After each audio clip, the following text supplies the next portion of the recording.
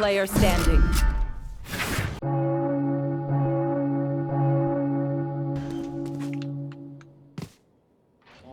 think he thought it was B. Spike planted. What?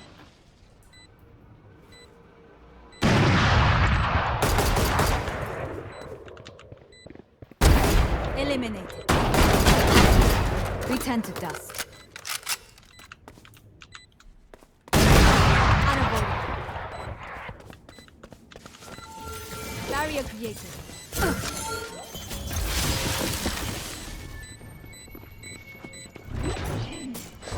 One enemy remaining. Valiant effort. Remove. Clutch. Oh my god! That Jesus. So, Valorant. Project A, the CSGO killer, whatever you want to call it, has been released.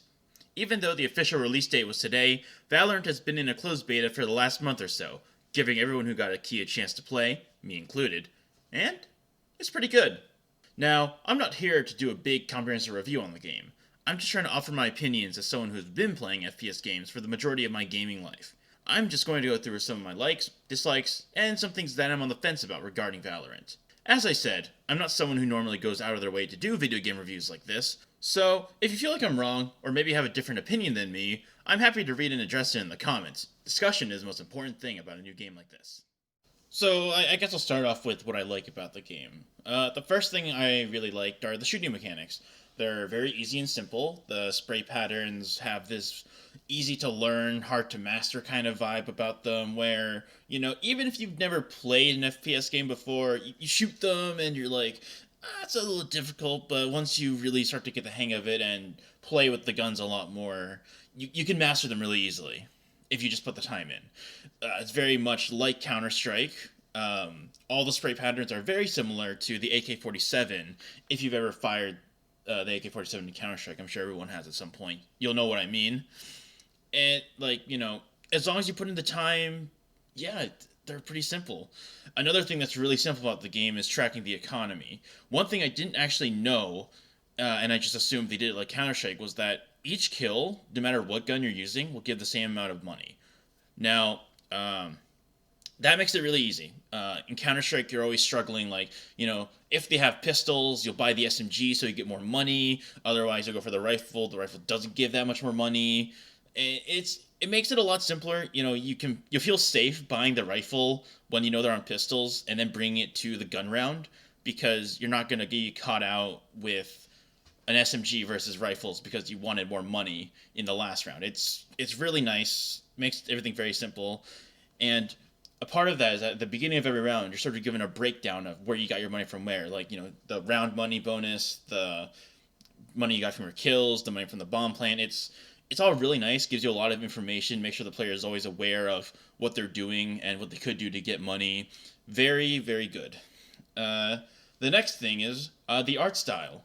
Normally, a flatter art style in a game would come off as very bland and tasteless, but here I think it works really well because the fact is that the textures are flat.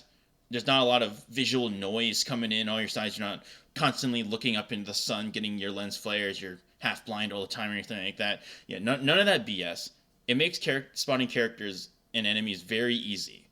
The characters already have a bit of a red outline along them for easy visibility, but the fact that, you can walk into a room and immediately identify your enemy in it, it's so nice and refreshing. And if you don't know that there was a recent scandal in Counter-Strike with the new agent skins they introduced, and a lot of agent skins were able to blend in certain spots of each map.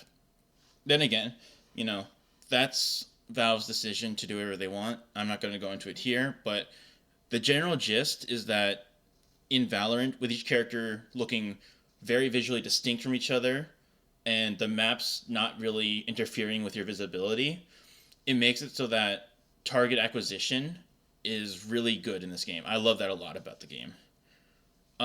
Going off of the characters now, I really like all the characters' personalities. I think they're all very well written. They could be a little tropey. Sometimes you got Brimstone, who's the old dog, the coach, whatever you want to call him. You got, flippin' Sage, who's like the Zen healer person Mabob. You got Omen, who's Reaper from Overwatch. Like, oh my god. You know, it can be a little nerdy at times, but I like it. It makes each character feel different. That's the main thing I want to address. Each character feels different. You know, you play the character, their hands are different, the voice lines are different. You know, it's all, and the kill quips. I love the kill quips. You know, like, you know, Sage, when you shoot someone, she'll say, like, train harder, or something like that. I love it. It's like the characters are doing the BM for you, even if the enemy can't hear it. But part of that also are the alt calls. I didn't really have a problem with it. All the alts, you always know who's alting. Like, you know, they all have very loud and distinct voices. They're sort of like pierced through any other audio. It's very nice. I had a little bit of a problem with that in Overwatch, but Blizzard made it a lot better. So, you know, good on them. Good on Valorant for making these good from the beginning. The other thing about those characters and their abilities is that I feel like most of the abilities in the game, more on that later, most of the abilities in the game don't really interfere much with the gunfights. Like, you can use them to set up for gunfights. Like, you can use Jet to sort of fly up into boxes and positions to take gunfights, but stuff like that, it's not that bad. Most of the abilities, like I said, just set you up. That makes it so that a lot of it is still down to whether or not you can actually shoot the person and kill them. That's what I like. Most of the abilities are fine with this. I'll talk more about that later. And the last thing, it's a pretty small thing, but it's the abilities. Well, I mean, it's the crosshairs. The crosshair menu. I've always wanted, in CSGO, the ability to change your crosshair just in the game menu, not to download the Crash's crosshair map or navigate the commands in the console. And believe it or not, when Valorant came out, CSGO, they did two things. They copied Valorant's crosshair menu, and they made it so that you can see other people's crosshairs when you spectate them. It's one of those things where, you know, they're doing something by forcing other people to adapt to it. Something really nice and unique that I liked about this game. Now, there's not much I dislike about the game, but, you know, some of the things I don't like about this game could prove to be really damaging to the game in the future. The first thing I really want to call out is the fact that I could be very wrong about this, but I never saw any signs of Riot looking to get the community involved. While that's not the worst thing, you want to take a look about how it's going to affect the game in the long term. Look at Team Fortress 2 and CSGO. Both those games have a lot of influence from the community, heavily using user-created maps, user-created skins, you know, stuff like that. It's very, you know, a lot of the community feels very involved with the actual content that is released in that game. And I think that's very special. It's, you know, something that not many other games have really been able to achieve. Will that really hurt Valorant in the long run? I don't know. All I'm saying is that, you know, if Riot don't do this, you know, I don't know. Even Overwatch has now sort of done a little bit like their workshop. You can have users who create custom game modes, custom training maps, all that stuff. I think that makes the game a lot more fun to me, because now, you know, if I'm being drained of comp, I don't want to just go back and play the same game again. I could, you know, download, you know, a fun hide and seek map or, you know, raid boss map or anything like that. You know, I'm hoping that Riot considers doing it. If they've already have, you know, then all this is irrelevant. But that's just my take on, you know, I believe Riot should heavily involve the community in the game, get them in making skins, making character skins, making maps, stuff like that. So I'll talk more about stuff that I think could be bad in the game. Most of the issues I have in the actual game itself are to do with the characters. The first character I want to start with is Sage. Sage is, you know, throughout the beta has risen to be one of the strongest characters in the game because of a lot of reasons. Her kit is really, really strong. She has her heal, which, you know, in a game where she's the only person who can heal, that's a pretty good ability to have. And going along with the healing thing, she can also resurrect people. So, what you can do with Sage then is, if you have your resurrect, you can push somewhere with your teammate, that your teammate might die, you can trade out that teammate, res your teammate, and suddenly it's 5v4. It's a little bit tricky to use, but like if you're a really smart Sage player, it can really make that round, really easy for your team to win. You can save rounds that way. Then it doesn't stop there. The other side of her kit is Area Denial. She has two abilities that remind me a lot of Mei from Overwatch. So the first is an ice wall. It's an ice wall. That is just like Mei's ability. Something that literally creates a wall that the enemy team has to deal with, or they are stuck. It's worse than a smoke grenade, in my opinion. And the second thing is a slow orb. So basically it's like a Molotov, but instead of doing damage, it creates this area where the players who walk into are slowed down. Now, there used to be a way to get around this by b-hopping, which I think is a very, very cool thing. Even though Sage will drop the slow, you can still get around it in a skillful way.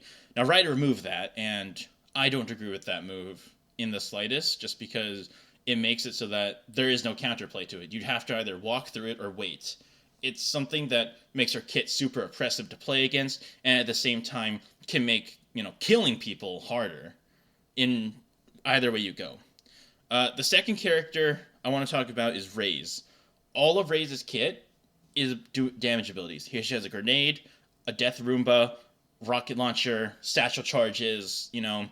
It's something that turns her into a real pub stomper. It's kind of like it's like when people tend to pick. She's the character that people will pick if they want to just wreck people in a pub, because actual coordinated teams can probably deal with it. You can easily run away from the grenades, but stuff like she can push you.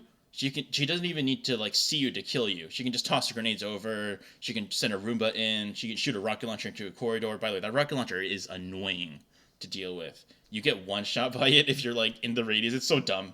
Anyway, enough about that. But I feel like her kit it goes against the design philosophy of all the other agents.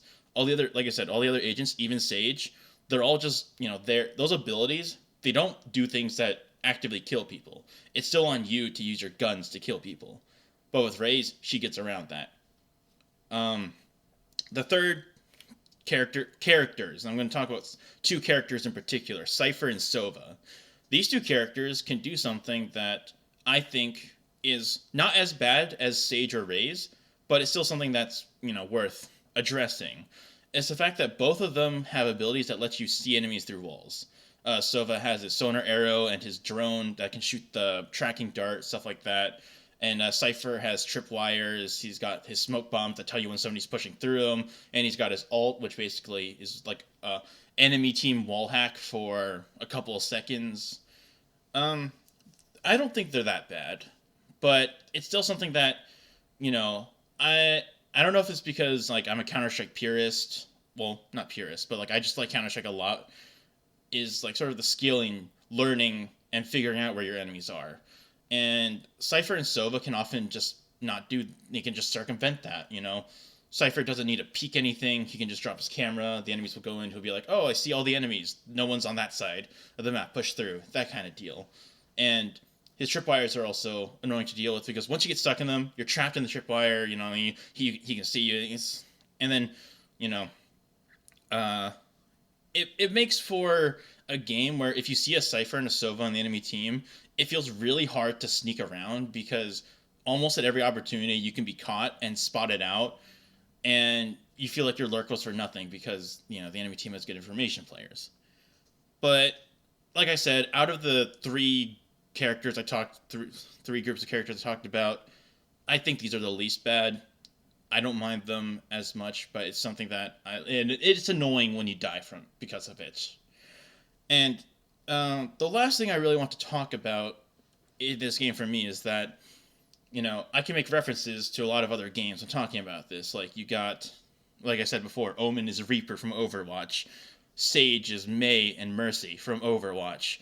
Brimstone is literally Counter-Strike because he's got the smoke, the molly, and the flippin', he's the old guy and stuff like that. And, it feels like a lot of this game it's taking elements from other FPS games and doing them like it's doing them good. Don't get me wrong, but it's not putting anything that's super unique into it. It's got a lot of good quality of life things. Like I said, the money is really nice. The crosshair customization is really nice. All the maps are good, but it feels the same. Like there's a reason why everybody's calling it, oh, it's Counter-Strike in Overwatch, or it's Siege in Overwatch, or it's League and Counter-Strike. It feels like a conglomeration of elements from other games, and that's not bad. But I feel like the lack of uniqueness is something that will hurt the game in the long run, unless they truly do something unique with their character design or their level design, with their map design. Something that I'm very lukewarm about. And that talk about the lack of uniqueness is kind of what brings me to what I'm on the fence about for this game. The first thing I really want to talk about is what I like to call the Overwatch Effect and the long-term health of the meta.